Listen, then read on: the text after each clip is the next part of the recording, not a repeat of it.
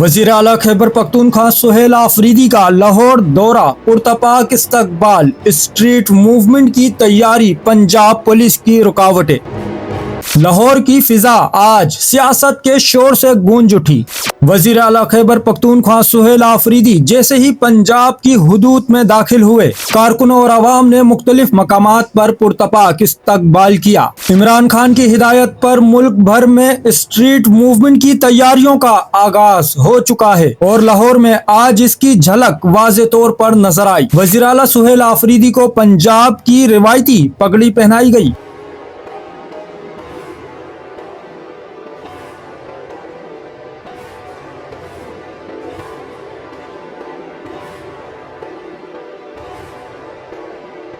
एक और अहम खबर चौंका देने वाली पेशरफ्त सामने आई। वजीर आला खैबर पख्तूनख्वा के दौरे लाहौर के दौरान पंजाब पुलिस ने चक्री के मकाम पर कयामो ताम के लिए महज एरिए को सील कर दिया। नाजरीन, आप तमाम से दरख्वास्त है, ये वो हकाइक हैं जो आजकल आपको देखने में नहीं आ रहे। हम वो खबरें सामने ला रहे हैं जो जमीनी सतह पर पेश आ रही हैं। अगर आप सच जानना चाहते हैं तो हमारे साथ जुड़े रहें। चैनल को फॉलो, सब्सक्राइब करें, वीडियो को लाइक करें, अपनी राय कमेंट में दें। चैनल को सब्सक्राइब करें, फॉलो करें, वीडियो को लाइक और शेयर करें। शुक्रिया।